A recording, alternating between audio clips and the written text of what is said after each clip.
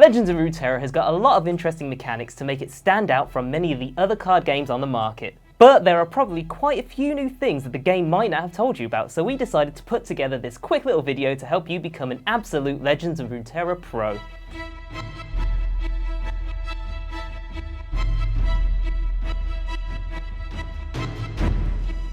When you first hop into Legends of Runeterra, you'll be quickly introduced to the Overwhelm mechanic, and it has a lot of interesting interactions that might seem a little bit weird at first. One of these is the fact that a unit with Overwhelm is still able to attack regardless of whether a blocking unit dies. Usually when a blocking unit dies, the attack doesn't go off, and this is indicated with a little blue icon that pops up. But as long as the unit with Overwhelm is alive, you'll be able to still attack and deal whatever leftover damage it has to the enemy Nexus's health, even if it has barrier. A quick tip for one of the big Overwhelm champions, Tryndamere.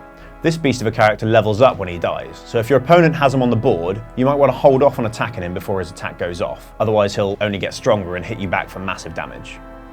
You might be thinking that you've got Strike pretty much all figured out, but this mechanic actually works a little differently as well. If a unit wants to strike, the way that the game tells you this is done is by popping up with this little message.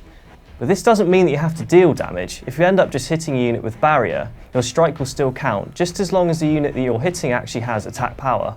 It's also worth noting that strike can still be triggered when blocking, meaning you can still deal damage with your attack power. On top of this, strike abilities trigger before anything else. So for example, Katarina can strike with quick attack, and before she takes damage, she's recalled.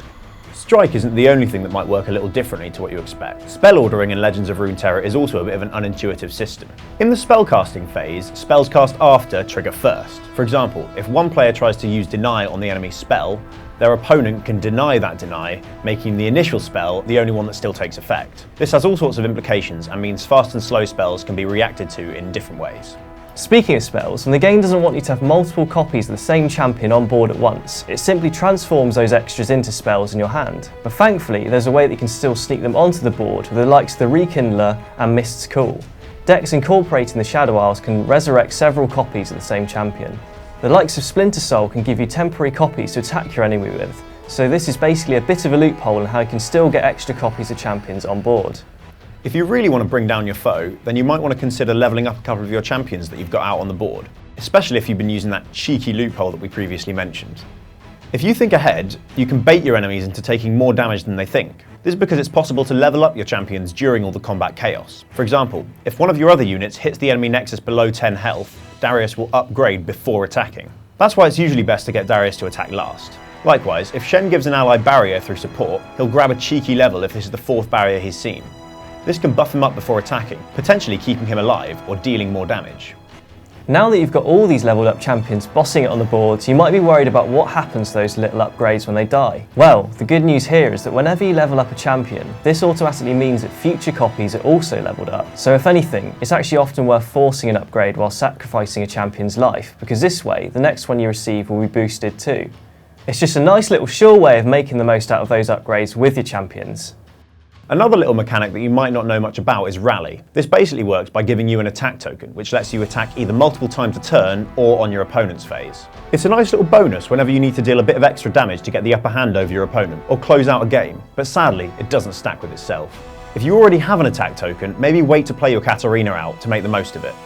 Double attack is a pretty standard move that you're probably already fairly acquainted with, but there are a few things you might not be aware of that make it such a huge offensive threat when used. The thing with double attack is that it can hit the enemy Nexus twice if unblocked, essentially meaning that if you get your strategic thinking on, then you'll be able to deal double the amount of damage to your opponent. With that said though, double attack, like quick attack, only has an effect when the unit in question is on the offensive. It doesn't trigger when blocking, so be careful of enemies with challenger as well as damage spells. Finally, if a double attacking unit is blocked by an enemy unit who then dies, the double attack won't trigger and hit the enemy Nexus, unless you've given them Overwhelm, which is really unlikely. Even after learning all these tips in attacking, leveling up your champions and whatnot, you might still find yourself not quite getting the upper hand because your opponent has a few pesky beefy boys on the board. A good way to get rid of these nuisances is by forcing your opponent to recall their units, as this will reset their buffs. If the enemy's been beefing up a Zed or something, tossing it back into their hand is a solid way around this. Word of warning though, recalling means your enemy can benefit from the play effect multiple times, so you might want to tread lightly with using this tactic. Finally, here's a couple of bonus tips for you to get the most out of Legends of Runeterra. If you want to get the upper hand in a match, then just remember: 1. Challenger works against elusive enemies, so you can get them out of the way on your own terms. 2. Fearsome and Frostbite are a great combo, as decreasing your opponent's unit's attack power means they can't block fearsome units. And 3, support only triggers when attacking, and positioning matters. Make sure you've positioned the unit you want to support to the right of the supportive unit.